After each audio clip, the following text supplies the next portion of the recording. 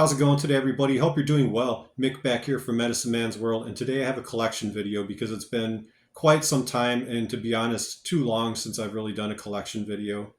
For new viewers of my channel, I do all kinds of things. I do weed, I do collection, I do wrestling, I do music, I do all kinds of different things. I've always collected things my whole entire life. This channel was started in honor of one of my uncles who passed away, and one of our things was going to the flea market all the time, man, like every single weekend. And even after he passed away, I still keep that a part of my life, and I love going to flea markets and garage sales, estate sales, and just whatever, wherever you can find old, interesting things. So what I've done is I've put together a video here of a bunch of different things that are some of my all-time favorite things that I found at the flea market.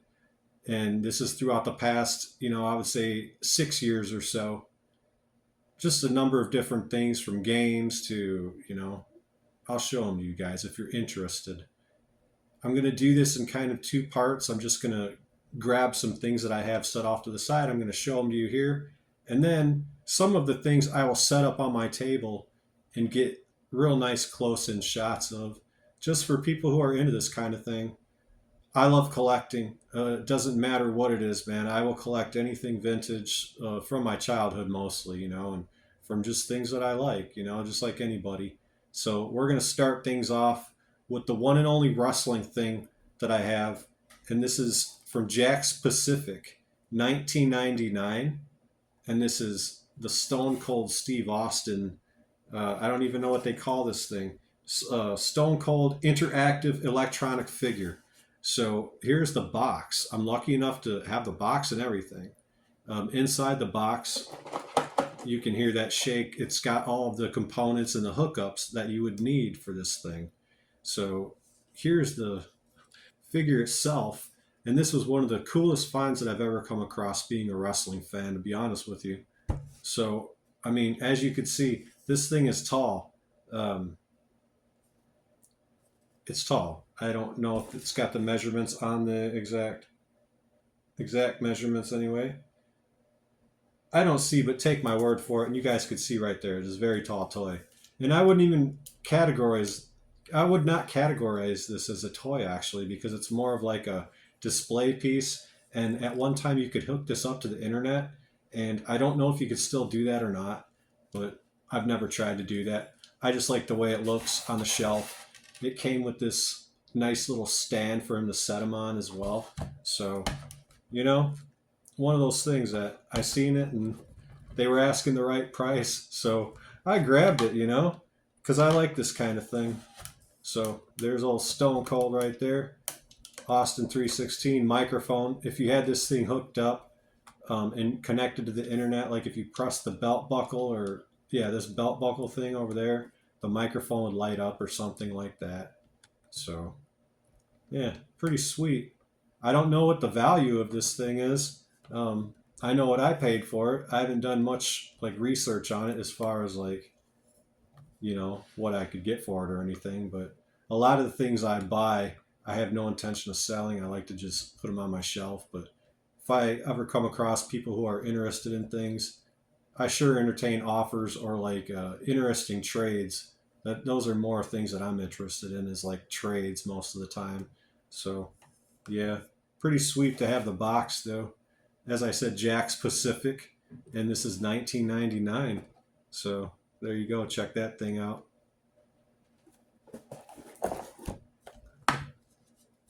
So we'll stick with some of the things over here. I said that I just have a few things I'm going to show you like right in this general area, and then I'll show some closer up things of the games and things like that. Here's a neat thing that I picked up just recently, actually, within the last year. This is what they call an Aboriginal art, Three Turtles Aboriginal art from Australia. This is from the 1970s, and the artist is M. Conlon. So I'm going to back up a little bit so you can see it. Pretty sweet,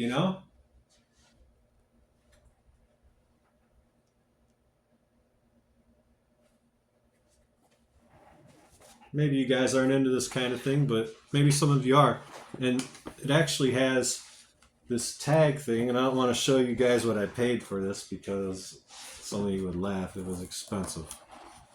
But I don't know if you can read this or not, but it kind of tells you a little bit of the information on the artist and I believe the artwork. So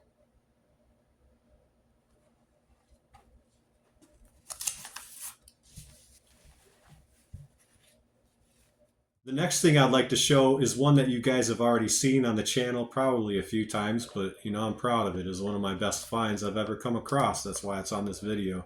So this is the Mork from Ork egg ship radio from 1979. Works beautifully. I need batteries for it, but I've used it on a number of different times, so it does work. You know, you can hold it by the little lanyard thing right there. Certainly looks like Robin Williams big time. And what they did, they had like these figures. They weren't quite as big as the Stone Cold thing that I just shown you, but they're like Barbie doll size almost. And they cut them in half basically to fit inside of the egg ship radio. So this was one of my neater finds that I've come across, being a fan of both Robin Williams and the show Mork and Mindy. The next thing I'd like to show you guys is pretty sweet, man, and I really have no idea what it is, to be honest with you. But I was walking around in the flea market one day and I came across this red box, and it looked like a nice little box, you know, at least like a stash box. That's what I was thinking. It's like almost leather in a way, and it's like speckled red and black. I don't know if the camera picks that up or not. But inside of this was a bunch of these like orb, like crystal things, okay? There was a yellow one, a red one, a green one, a blue one, and a clear one. So they're on like these strings, and here it is right here. Here's just a quick look at it. And I was looking at them for the longest time, and I was like, well, what the fuck are these things? I couldn't figure it out. And then I thought, well, I'll get them. So I got them. And I figured out at home, you kind of do this with them. At least that's what I did with them, being a stoner and just like, you know, kind of just looking for something to do one day. And so you kind of just like wind them up like that. And then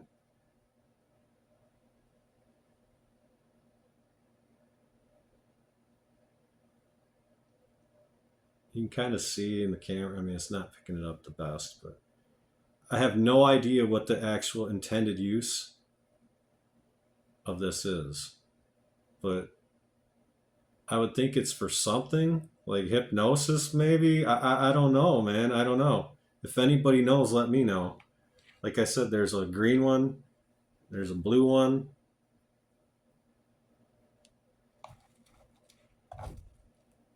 There's a red one. There's a yellow one, but I have to put the yellow one on the string. I mean, look at these. Even they're just nice and cool looking all by themselves. Look at those fucking things. I'm trying to drop it, but... And then there's even just a old-fashioned like clear one or whatever, you know. I don't know, man. Just a neat thing to come across out in the flea market one day. If anybody can help me out and tell me what they are, let me know.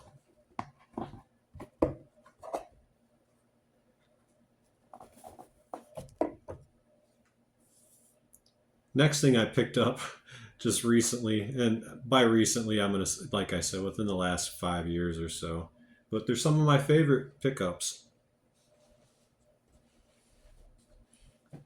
This Monopoly game from 1954.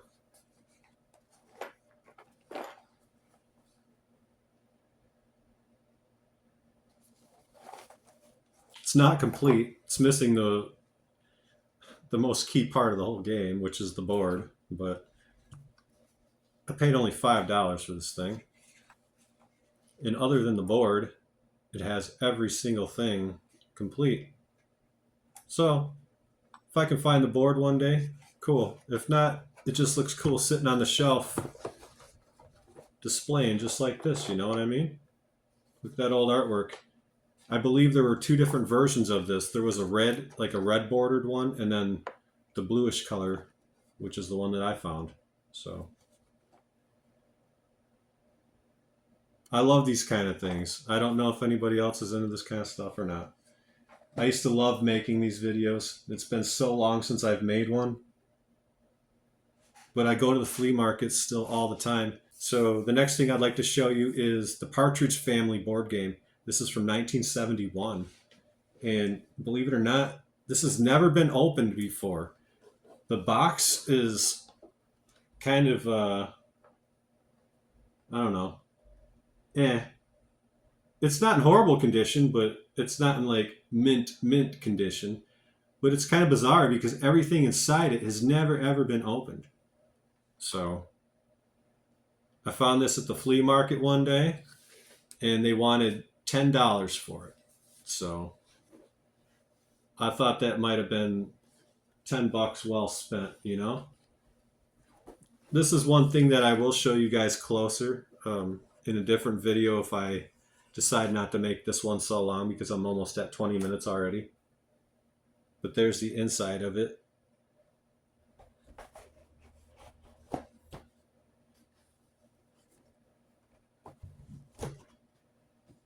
Next thing is a cool electronic game from 1979 called Maniac. And this right here is as pristine as it absolutely comes. The box is in gorgeous condition. The game itself is in gorgeous condition. It has the instruction manual still, and it works like a charm. So this was a really cool find one day for me. And I just love these old electronic games like these.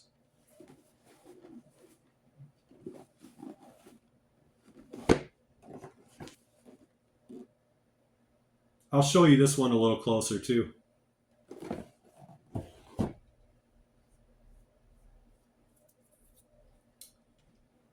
Next up, and this is from the same creator of that game Maniac that I just showed you, but this predates Maniac by a year. This came out in 1978.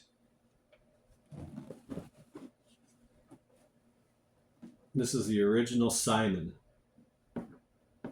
Milton Bradley. This is in beautiful condition as well. Nice working condition. I don't have batteries in them because that's one thing my uncle taught me a long time ago. You know, when you buy things like this, you never store them with batteries. You always keep the batteries out because it could like corrode and erode on the inside of the battery compartment. So, pretty sweet, you know? I'll show you this one a little closer too. But for now, I'll just show it to you like this. This is a game they still make to present day.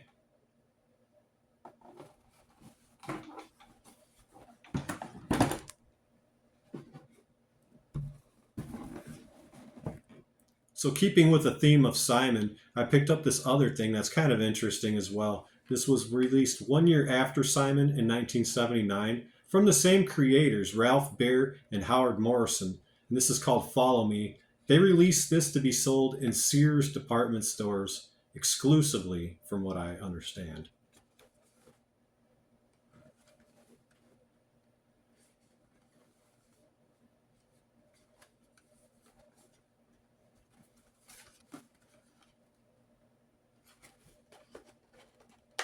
And it's very, as you see, I'll show this one in a bit further detail when I show you the Simon one, but as you see, it's very, very similar. I like the little robots though for the artwork on this. So if you guys are still with this video and you enjoy this kind of thing, I'm going to show you a few other things that I have set up behind me. So join me. Just a few more things I'd like to show you guys that I consider some of the best pickups that I've ever found at the flea market. And I appreciate you guys watching this video. These kind of videos mean a whole fucking good deal to me because, like I say, man, without my uncle, this channel would be nothing. You know, I started this in honor of him after he died, so. And flea markets were our thing. So check out this old Atari. Usually I come across these and they're in kind of haggard condition, but this one was in beautiful condition. It came with 3 games: Pac-Man, Frogger, and Combat.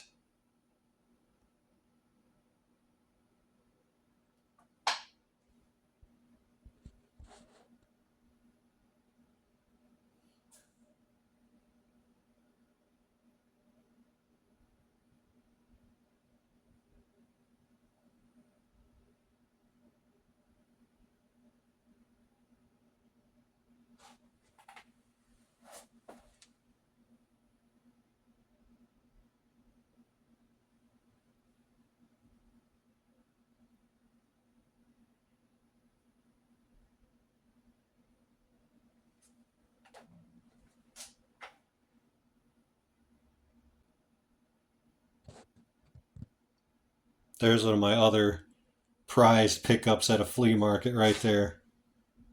Crocodile Dundee 2 on VHS, still sealed.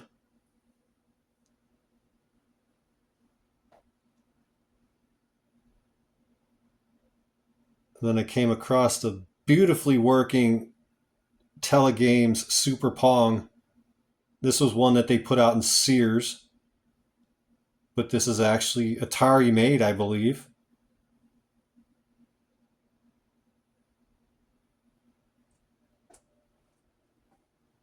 Lucky enough to have the instruction manual. And the box, as haggard as it may be.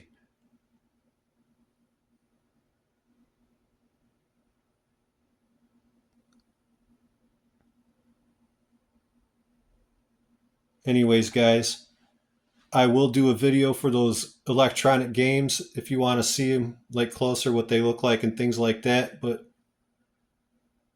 we'll see if people are interested in this video at all first. So, as always, I do thank you guys for watching. We'll see you the next time around. Give a like, give a comment if you like this kind of stuff. Let me know any good memories you have of these kind of things, and we'll see you.